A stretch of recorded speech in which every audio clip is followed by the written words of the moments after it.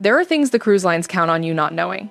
And if you're over 60, some of those things will cost you more than money. They'll cost you the comfort and peace of mind you worked a long time to earn. I've been sailing for more than 2 decades. I've covered most of the major lines. And the longer I cruise, the more convinced I become that the difference between a genuinely good trip and an exhausting, overpriced one comes down to a handful of things most people never hear about until it's too late. Today, I'm walking you through 21 of them. Some will confirm what you already suspected. A few will genuinely surprise you. And one in particular, I'll flag it when we get there, is the one I consider the most important of all. If you find this useful, tap the thumbs up and subscribe if you haven't yet. It really does help. Now, let's get into it. We're gonna start with the practical, the ones you can act on before you even leave home, and then build toward the things that tend to catch even experienced cruisers off guard. The last few are the ones I'd be most careful about. Stay with me. Number 1, book your own flights. This is one of the first things I stopped letting the cruise line handle, and I've never looked back. When you book air through the cruise line, they pick the routing, the airline, and often the timing, and if something goes wrong, the responsibility gets passed back and forth like a hot potato. Book independently, give yourself at least a 2-hour buffer at each connection, and arrive the day before your departure port. Every time. That one extra night in a hotel is not an extravagance. It's insurance. I've watched too many people miss embarkation because of a delayed flight that any experienced traveler could have anticipated. Number 2, arrive a day early and choose your pre-cruise hotel carefully. This goes hand in hand with the first point. If your port is Miami, Fort Lauderdale, or any of the major US departure hubs, there are hotels that offer park and cruise packages. You stay the night, they shuttle you to the terminal in the morning, and your car sits safely in their lot for the duration of your trip. Rates vary widely, but you can find decent options in the range of around $100 to $160 a night, and that often includes the shuttle and sometimes breakfast. It removes one of the biggest stressors of departure day entirely. Number 3, pick your cabin location with real intention. Not just the category, the actual location on the ship. Midship cabins on lower to middle decks are the smoothest ride if you're at all sensitive to motion. They're closer to the center of gravity of the vessel. For those of us who've been cruising for years, this is second nature, but I still see people book whatever comes up first in the search results and then wonder why they felt every wave. If mobility is a consideration, pay attention to how far your cabin is from the elevator banks. A cabin at the very end of a long corridor might save you a few dollars, but cost you a quarter mile of walking every time you go anywhere. That adds up over 7 days. Number 4, understand what accessible cabin actually means and book one if you need it, without hesitation. There is still a strange reluctance some people have about requesting an accessible room. I want to address that directly. These cabins are designed for comfort and practicality. They have wider doors, roll-in showers, grab bars placed correctly, and more floor space. If any of those features would make your trip easier, book one. They go fast, and the major lines Holland, America, Princess, Celebrity have made real improvements here in recent years. You do not need to justify the request to anyone. Number 5, never skip travel insurance, but read what you're buying. Most people know to get travel insurance. Fewer people read the policy carefully enough to understand what it actually covers. Here's the honest truth. The basic cancel for any reason policies that sound comprehensive often have exceptions that matter a great deal to older travelers. Pre-existing conditions, medical evacuation limits, coverage windows. Before you buy, look specifically for a policy that covers emergency medical evacuation, and I mean real evacuation, not just a partial reimbursement. If something serious happens at sea or in a port far from home, you want to know that getting home won't bankrupt you. Check with your doctor if you have any conditions that might be relevant, and bring that documentation with you. Keep copies in 2 separate places. Now, at this point in the video, we've already covered some ground choosing the right cabin location, getting there the day before, protecting yourself with the right insurance, and thinking about accessibility the way it actually affects your comfort. These are the kinds of things that are easy to pass over quickly, but each one has real consequences if you get it wrong. If you want everything in one place, the full checklist, the questions to ask before you book, the traps to avoid, the upgrades that actually make a difference, I put it all together in the Season Cruisers Complete Pack. The link is in the description, or you can scan the code on your screen right now. It's the resource I wish I'd had before my first dozen cruises. And speaking of things I wish I'd known earlier, what's coming up next is where the real gaps between expectation and reality start to open up. Number 6, bring your own medications in their original containers with a copy of your prescriptions. This sounds obvious until the moment it matters. Customs in certain ports will want to see that your medications are legitimate, especially if you carry anything that could be flagged. More importantly, if you run out or lose a prescription medication at sea, getting a replacement is genuinely difficult and expensive. Pack more than you need. Keep some in your carry-on and some in your checked luggage. And if you take anything that needs to stay cool, call the cruise line before you sail. Most ships can accommodate refrigerated medications, but you need to arrange it in advance. Number 7. The drink package math almost never works in your favor.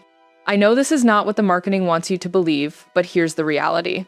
To break even on a premium drink package, which typically runs somewhere between $80 and $110 per person per day, depending on the line, you need to consume a meaningful number of alcoholic drinks every single day of the cruise. For some people, that's realistic. For many of us, over 60, it simply isn't. And the packages often bundle in premium coffees, bottled water, and smoothies to make the numbers look better. Do your own math before you buy, based on what you actually drink. If you're a 1 or 2 glasses with dinner person, the package is likely not working in your favor. Pay as you go and keep track. Have you found the drink package worth it, or do you feel like it ends up costing you more than you planned? Tell me in the comments. I read every single one. Number 8. The specialty restaurant trick that most people don't know about. Most ships now have multiple specialty dining venues, steakhouses, Italian restaurants, sushi bars that charge a cover fee on top of your fare, usually somewhere between $30 and $60 per person. Here's what the cruise line will not tell you.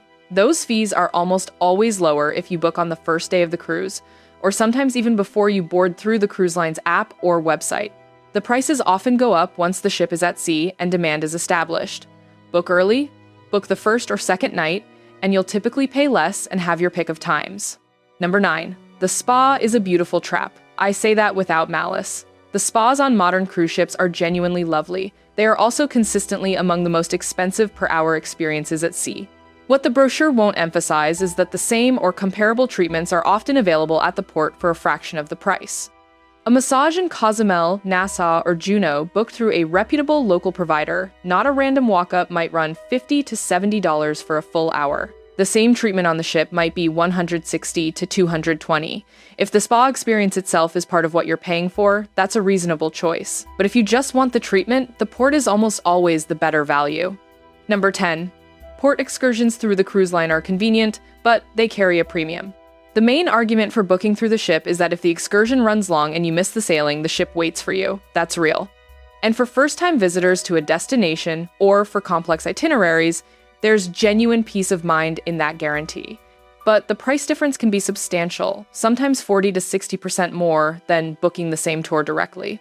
For ports, for half-day tours with reputable independent operators, the independent route saves real money.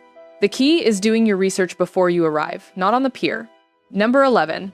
Know the difference between a balcony that faces out and one that faces in. This catches people who haven't sailed a particular ship class before. On some ships, particularly the larger Royal Caribbean and Norwegian vessels, a significant number of balcony cabins actually overlook an interior promenade or atrium, not the ocean. They're still balconies in the technical sense. They're still sold at balcony prices. But you're looking at a shopping deck, not the sea. If the ocean view matters to you, and for most of us, it absolutely does confirm on the deck plan before you book that your balcony faces outward. Number 12. Use your sea days differently than you think. There's a tendency to treat sea days as downtime between ports. And for some people, that's exactly right. Rest is the point. But sea days are also when the ship is quietest in its public spaces during portside activities. The gym is less crowded in the early morning, the library or card room is peaceful, the pool deck has actual chairs available before 10 in the morning. If you've been frustrated on previous cruises by not being able to find a quiet spot or a deck chair, the answer is almost always earlier and on a sea day. Number 13. The chair-saving situation is real, and it's handled differently by different lines. This is one of those things that sounds trivial until you've walked the pool deck at 9 in the morning to find every chair already claimed with a towel and a paperback that nobody will return to for 3 hours. Some lines, Holland, America, and Princess among them, have policies against reserving chairs. Whether those policies are enforced is another matter. The lines that tend to handle it most actively are the ones with more mature clientele. If a peaceful deck experience matters to you, it's worth factoring into your line choice, not just your ship choice. Number 14. Carry a small day bag that genuinely serves you in port. This is the kind of thing a lot of seasoned cruisers arrive at through trial and error. A good port day bag has room for your ship card, some local currency, a light layer, sunscreen, any medications you might need midday, a reusable water bottle, and a small first aid kit. That last one might sound excessive until you're 2 hours from the ship with a blister or a small cut and no pharmacy in sight. Keep it light enough that it doesn't become a burden, but complete enough that you don't have to rush back to the ship for something basic. Number 15. The onboard credit situation requires more attention than most people give it. If your booking came with onboard credit, either through your travel agent, a promotion, or a loyalty reward, read the terms carefully. Some onboard credit is refundable, meaning unused amounts come back to you at the end of the cruise. Some is non-refundable, meaning you lose whatever you don't spend. These two types are rarely labeled clearly in your booking confirmation. Ask specifically. And if you have non-refundable credit to use up, the spa, specialty dining, and shore excursion bookings are usually your best options, not the overpriced gift shop.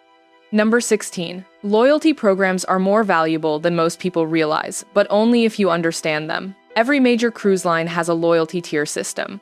The benefits at the mid and upper tiers can be genuinely significant: priority boarding, free laundry, complimentary specialty dining, free internet days, cabin upgrades. The mistake I see people make is splitting their cruises across too many lines and never getting deep enough into any single program to access the meaningful benefits. If you're in a phase of life where you're taking 2 or more cruises a year, pick 1 or 2 lines and concentrate your sailings there. The compounding benefits at the upper tiers, particularly on Holland America's Mariner Society, Princess's Captain's Circle, or Celebrity's Captain's Club, are worth building toward. This is the one I consider the most important on this entire list, and I want you to pay close attention. Number 17. Understand what happens to your money if the cruise line has a financial problem. This is not fear-mongering. It's something every experienced cruiser should know. When you pay for a cruise months in advance, which is normal, that money is typically held by the cruise line, not by any kind of protected escrow. If a line faces financial difficulty or goes out of business before you sail, your refund options can be very limited. The protection you have depends entirely on how you paid. If you paid by credit card, you have chargeback rights. If you paid by check or bank transfer, you may have almost none. For large deposits or full payments, always use a credit card. The protection is built in and it costs you nothing extra. This is the kind of thing that has caught people out badly, and it's entirely preventable. Number 18. The noise situation on ships has changed. Modern cruise ships, particularly the larger ones from Royal Caribbean, Norwegian, and Carnival, have expanded their entertainment programming considerably. Live music venues, nightclubs, poolside amplified events, and theater shows that run late can create noise that travels. If you are a light sleeper, or if your schedule runs earlier than the entertainment crowds, cabin placement matters more than it used to. Avoid cabins directly above or below entertainment venues, and avoid the highest decks if late-night poolside events are common on that ship. The deck plan and cabin review sites like Cruise Critic will tell you what's above and below any given cabin before you book. Number 19. The gratuity structure is worth understanding before you sail, not after. Every major line now adds a daily gratuity charge, sometimes called a service charge or crew appreciation, to your account automatically. As of the most recent rates I'm aware of, these run roughly $18 to $22 per person per day, depending on the line and cabin category. On a 7-day cruise for 2 people, that's somewhere between $250 and $310 added to your bill. This is not a scam, it's the way crew compensation works on these ships, and the staff genuinely depends on it. But it can surprise people who weren't expecting it. Know it's coming, budget for it, and think of it as part of the fare rather than an optional extra. I want to hear from you on this one. Does the daily gratuity feel like a fair system to you, or do you think the line should just build it into the base price? Drop your honest take below. Number 20. This one is a bit debated, and I want to give you the honest picture rather than a clean answer. Solo travelers pay more often, significantly more, but the gap has narrowed on certain lines. The cruise industry historically charged solo travelers a single supplement, essentially a penalty for not sharing a cabin that could add 50 to 100% to the base fare.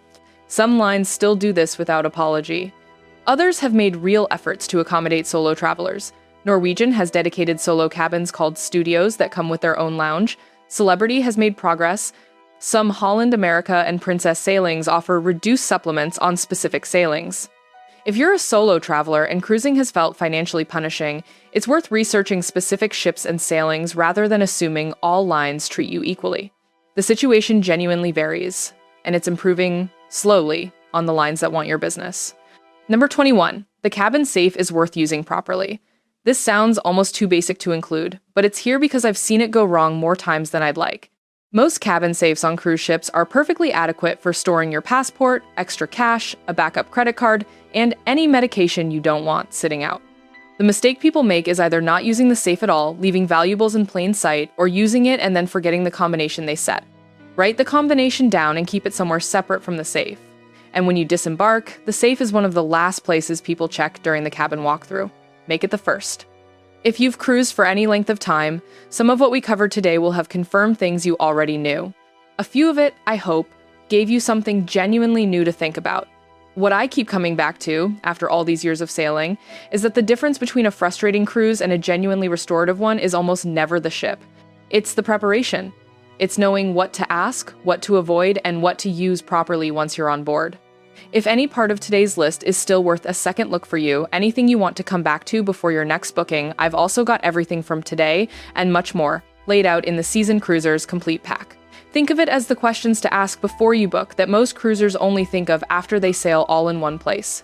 You can scan the code on your screen right now or tap the link in the description below. And if any of this surprised you, or if you think I got something wrong, or if you've got a secret of your own that belongs on this list, leave it in the comments. I read every single one, and some of the best tips I've heard have come from people watching these videos. Next time, I'm covering the cabin upgrades that are actually worth paying for after 60 and a few of the ones the cruise lines push hard that really are not. There are some numbers in there that will make you think twice. Subscribe so you don't miss it, and if today's video was useful, a thumbs up goes a long way. Smooth seas, and I'll see you next time.